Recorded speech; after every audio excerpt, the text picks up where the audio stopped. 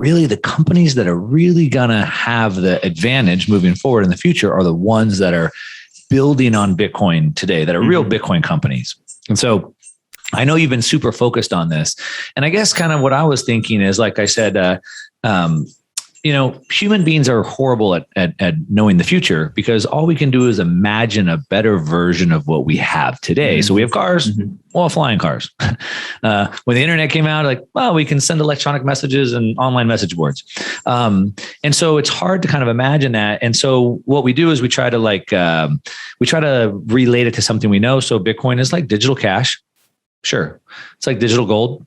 Yes. But like in Texas, like somebody came up with like a phone to call over the Bitcoin network, right? There's like communities where you can now chat like over the Bitcoin network.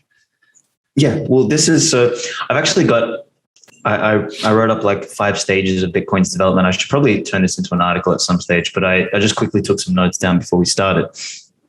And I kind of framed it in the form of what are Bitcoin's killer apps during its life cycle.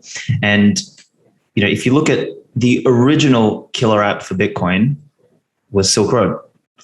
And what that did was it established, or it proved, that a censorship resistant money could exist. So like it proved that it could work. So the first big killer app for Bitcoin was that.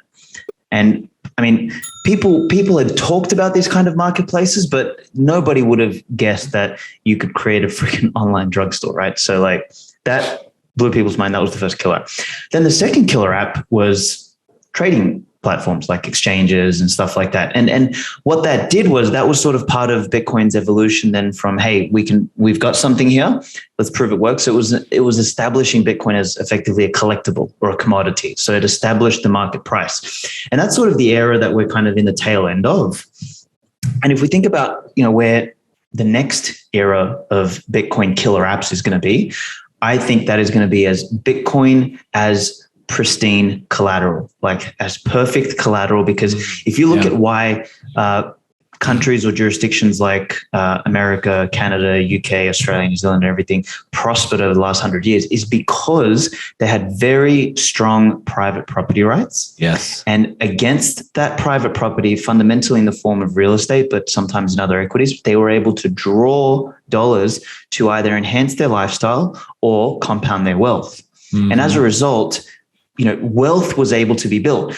You look at one of the biggest problems with developing wealth in the developing nations is there's no property rights. So when you don't have property rights, you can't compound the wealth and everything's a disaster.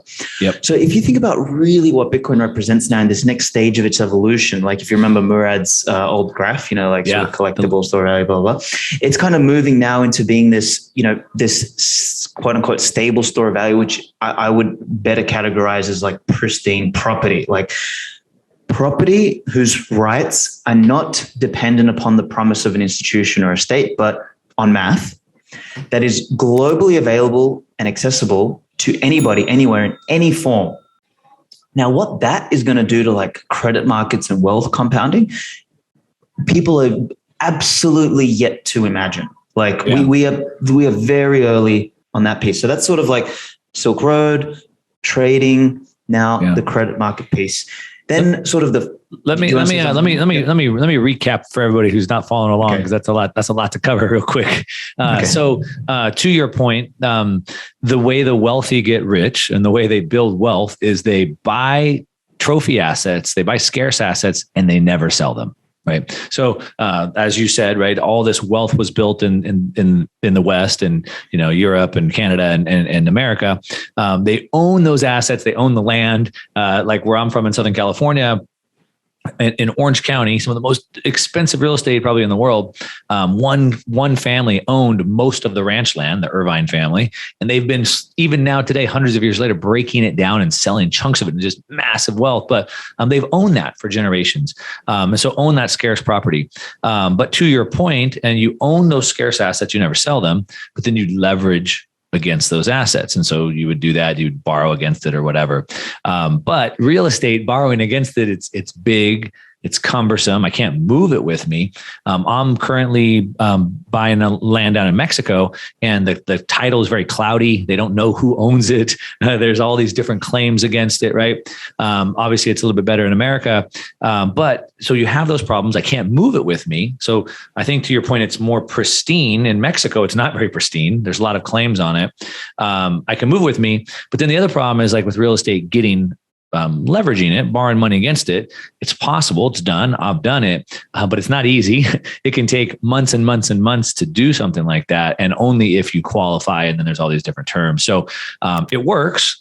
It's worked for centuries. It's made people very, very wealthy, but to kind of pass it back to you, it's getting, there's new technology that makes it better.